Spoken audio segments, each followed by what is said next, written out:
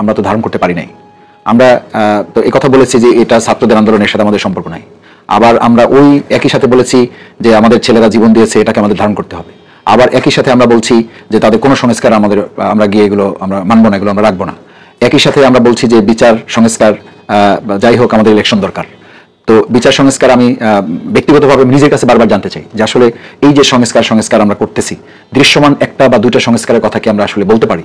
যে সংস্কারটার কারণে এই যে একটু আগে আমরা যে কথা বললাম যে সামগ্রিকভাবে দেশের রাজনৈতিক অবস্থার কোনো সংস্কৃতিকে আমরা পরিবর্তন করতে পেরেছি, বরং কোনো কোনো ক্ষেত্রে তো এলাকা থেকে কথা উঠছে, সাধারণ মানুষ এই কথা বলছে যে লাউ সেই কদু, এই একই কথা বলছে যে এ তো সেই মুদ্রার এপিঠ ওপিঠ।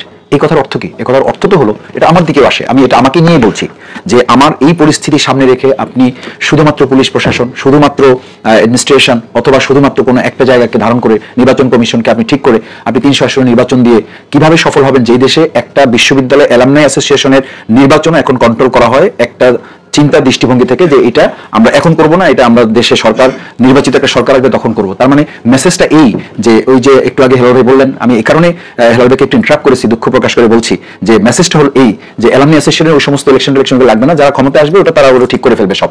এই কারণে স্থানীয় নির্বাচন দরকার নাই, এই কারণে আমাদের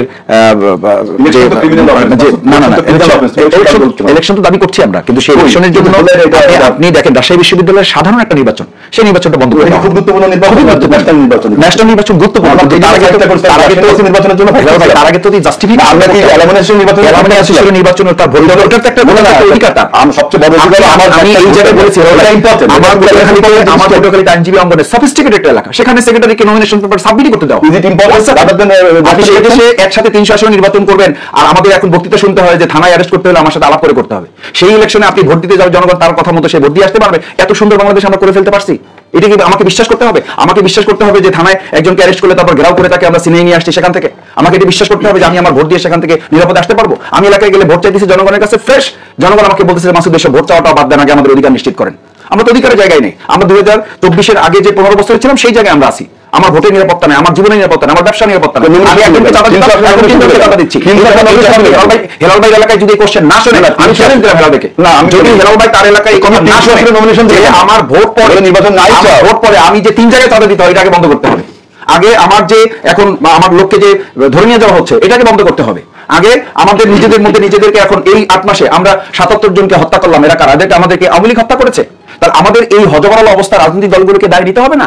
এই সংস্কারে আমাদের নজর নাই, আমাদের নজর হলো সাধারণ মানুষ সব ভালো হয়ে যাবে, আমরা আগের মতো থেকে যাব, আমাদের ওই পুলিশ এসে সেই একই কাজ করবে, আমাদের প্রশাসন এসে একই কাজ করবে। সেই চেষ্টা আমি বলবো এটা চেষ্টা না, এটা তো অপচেষ্টা চলতেছে। আচ্ছা, এখন প্রত্যেকে তার জায়গায় মনে করতেছে যে আমি আমার এই দেশ পরিচালনা করব। আরো কয়েকটি বিষয় জনগণের অধিকার থেকে বঞ্চিত করতে আপনি আপনার রাইট করতে পারবেন না। একটি প্রশ্ন রেখেছেন আইজুল হেলাল যে 300 আসনের প্রার্থী কেন দিলেন? সেই প্রশ্ন 300 আসনের প্রার্থী দিয়েছে আমরা জনগণের দল, জনগণের কাছে আমাদের কথা বলতে হবে না, যেতে হবে না। আমরা নির্বাচন চাই না এটা তো বলি না, আমরা নির্বাচন বিরোধী দল না, কিন্তু নির্বাচন করার জন্য যে পরিবেশ আপনার প্রয়োজন, মানুষকে সাধারণ আপনি এখন এই রাস্তায় বিল্ডিং এর সামনে দাঁড়িয়ে আমি চ্যালেঞ্জ দিলাম আপনাকে, 10 জনকে জিজ্ঞেস করেন যদি আমার এই কথা মিথ্যা প্রমাণ হয় তাহলে যে শাস্তি দেওয়া হবে আমি শাস্তি মাথা পেতে নেব। 10 জনকে জিজ্ঞেস করেন বিচার সংস্কার ইলেকশন, ওনারা ফ্রেশ বলবে যে আগে বিচার, আগে সংস্কার, আগে শেখ হাসিনা নিয়ে আসেন, আগে অন্তত 3টা বিচার কার্যকর করেন, আগে আওয়ামী লীগকে নিষিদ্ধ করেন। আজকে আওয়ামী লীগ নিষিদ্ধ করা হয় নাই বলে যদি নিষিদ্ধ হতো তাহলে তো আব্দুল হামিদ এখানে যাওয়ারই সাহস করতো না, তাহলে সাথে সাথে তাকে ওখান থেকে গ্রেপ্তার করা যেত। আমরা তো সেটা করতে পারলাম না। আজকে আওয়ামী লীগের গুপ্ত মিছিল হয়, আপনি তাকে কেন গ্রেপ্তার করবেন? আমি টকশোতে জিজ্ঞেস করেছিলাম কেন গ্রেপ্তার করবেন আওয়ামী লীগকে? আওয়ামী লীগের দোষ কি? কেন গ্রেপ্তার করবেন তখন যদি তাকে আপনি নিষিদ্ধ করতে পারেন? আমরা বলে দিলাম এটা জনগণের দায়িত্ব। তো জনগণ যদি সব দায়িত্ব হয় তাহলে রাজনৈতিক দল হিসেবে আমাদের কাজটা কি? জনগণের কাজ করুক, তাহলে আমরা আমাদের নিরিবিলি থাকি। আমরা এত জনগণের আমরা কেন এটা বলতে পারলাম না যে এই দায়টা আমাদেরও আছে যে না আমরা ঐক্যবদ্ধ ভাবে আওয়ামী লীগের আজকে যে মাহফুজের স্ট্যাটাস, এই স্ট্যাটাসে রাজনৈতিক দলের এই ব্যর্থতার কথা বলা আছে। আমি রাজনৈতিক একজন কর্মী হিসাবে আমি এই ব্যর্থতার দায় মাথায় নিচ্ছি যে আমরা এটা করতে পারি না। 5ই আগস্টের পরে আমরা যে 5ই আগস্টের গণঅভ্যুত্থানের পাঠ্যক্রম তৈরি করেছিলাম সেই জায়গা থেকে বেরিয়ে এসে আমরা এখন প্রত্যেকে যার যার স্বার্থে আমরা কাজ করছি, জনগণের স্বার্থ, শহীদদের স্বার্থ। আজকে হামিদ সাহেব যখন পালিয়ে যায় তখন আমার বাউফলের শহীদ নয়নের ছোট ভাই চিকিৎসা পাচ্ছে না বলে সে বিষ খেয়ে আত্মহত্যা করার জন্য হসপিটালে ভর্তি হলো। জানেন এগুলো পলিটিক্যাল, এটা না মানে পলিটিক্যাল কেন? শহীদের ভাই চিকিৎসা পাচ্ছে না, সে বিষকে আত্মহত্যা করার জন্য হসপিটালে ভর্তি। আপনি যেটা বলছেন আওয়ামী লীগ নিষিদ্ধ করার জন্য আমি তো জনগণের দায়িত্ব নিতে পারলাম না। বাংলাদেশের আমি একটু বলি, আমি প্রশ্নের পরে জামাতে ইসলামী বাংলাদেশের ডাবল ডিলিং, একটা ইংরেজিতে একটা কথা আছে ডাবল ডিলিং, যাকে বলে দ্বিচারিতা। ডাবল ডিলিং একটা প্রথম আওয়ামী লীগের সাথে মহব্বতটা করলো ঢাকা প্রেস ক্লাবে, দেখলাম আমি জাতীয় প্রেস ক্লাবে ইকবাল সোবান, মঞ্জুর হাসান বুলবুল আরো একজন আওয়ামী লীগের নেতা এবং জামাত ইসলামের স্বয়ং আমির বসে, সে ছবি সারা দেশে ভাইরাল হয়েছিল, বলল যে আওয়ামী লীগকে ক্ষমা করা যেতে পারে। বলছেন এই কথা? না, এটা সত্য নয় আপনার কথাটা। কেন প্রেস ক্লাবে কি পত্রপত্রিকা আসেনি?